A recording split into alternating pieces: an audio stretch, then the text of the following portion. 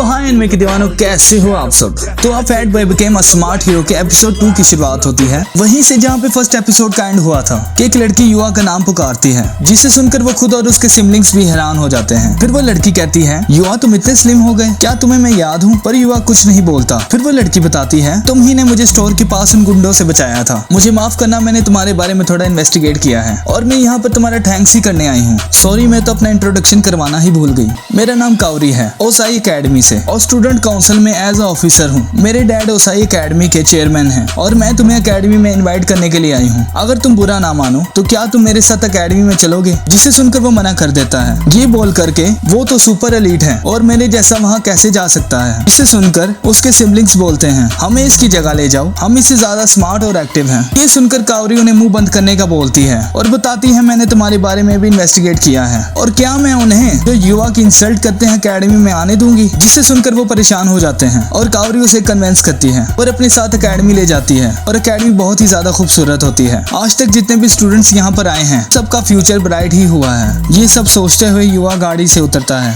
Chairman के office में आ जाता है, जहाँ चेयरमैन सुकासा उससे मिलते हैं और अपनी बेटी की जान बचाने के लिए उसका थैंक्स करते हैं। पर युवा कहता है, ऐसा कुछ नहीं है। जिससे सुनकर कावरी बोलती है, पर बहुत से लोग थे मगर सिर्फ तुमने ही एक्शन लिया था, जो कि तुम्हारे बेहतरीन किरदार को जाहिर करता है। और चेयरमैन भी उसकी तारीफ करते हैं। वो युवा से कहते हैं कि मेरी बेटी को बचाने के लिए मैं चाहता हूँ कि तुम इस एकेडमी में पढ़ो, तुम्हें यहाँ पर सब फैसिलिटीज मिलेंगी और अपनी ट्यूशन फी की टेंशन मत लेना। फिर चेयरमैन की बातों से युवा को अपने ग्रैंडपा की याद आ जाती है। इतनी देर में मिस सवादा आ जाती है, तो युवा को ट्रायल के लिए ले जाती है। फिर युवा की क्लासरूम में आते ही सब स्टूडेंट्स हैरान हो जाते हैं और सब लड़कियां बोलती हैं, ये तो बहुत हैंडसम है, मेरा तो सर घूमने लगा है। और इंट्रोडक्शन के बाद मिस उसे ह्योंडू से बुक शेयर करने का बोलती है। फिर क्लासेस अटेंड करने पर युवा हैरान रह जाता है कि यहाँ पर सब स्टूडेंट्स मुझे इंसान की तरह ट्रीट कर रहे हैं। फिर पीरियड खत्म होने पर बहुत सारी लड़कियां युवा को घेर लेती हैं और उससे सवाल पूछने लग जाती हैं, पर रियू के आने पर वो सब चली जाती हैं। फिर युवा और रियू बात करते हैं। फिर रियू के पूछने पर वो कैफेटेरिया में लंच करने जाते हैं, जिसे देखकर युवा हैरान हो जाता है। शिनको के बुलाने पर वो सब मिलकर लंच करते हैं और युवा को बेहतरीन एनिमे के बारे में बताते हैं। युवा ये नोटिस करता है कि ये सब उसे ही घूर रहे हैं। रियू से बताता है, ये तुम्हारी यूनिफॉर्म की वजह से नहीं है बल्कि तुम्हारे हैंडसम होने की वजह से है। फिर शाम को युवा चेयरमैन के पास बैठा होता है और वो पूछते हैं, तो क्या तुम हमारी एकेडमी ज्वाइन करोगे? किसी के कहने पर नहीं, बल्कि उसे ज्वाइन करना तुम्हारा खुद का डिसीजन होना चाहिए। ये सुनकर युवा की आंखों में आंसू आ जाते हैं और वो एकेडमी ज्वाइन करने के लिए मान जाता है। फिर ऑफिस से बाहर आते ही कावरी मिलती है, तो उसे अपने साथ बाहर जाने का पूछती है और वो दोनों एक बहुत ही खूबसूरत मार्केट में जाते हैं। युवा उससे पूछता है, क्या तुम पहले भी यहाँ दोस्तों के साथ आती रही हो? पर वो बताती है कि मेरे फादर और हमारे फैमिली बिजनेस की वजह से मैं ऐसी जगह पर नहीं जा सकती, पर मैं तुम्हारे साथ यहाँ आना चाहती थी। फिर वो दोनों एक डिजर्ट शॉप से उनका बेस्ट डिजर्ट ट्राई करते हैं और पहले ही बाइट पर दोनों डिलीशियस बोलते हैं और हंसने लगते हैं। फिर युवा उससे पूछता है, तुमने मुझे कैसे पहचाना? क्योंकि तब तो मैं बिल्कुल अलग दिखता था। तो कावरी बोलती है, तुम्हारी आंखों से ये अब भी वैसी ही है। फिर कावरी उसे कहती है, तुम मेरा शोर नेम बोलने की बजाय मुझे कावरी क्यों नहीं बोलते?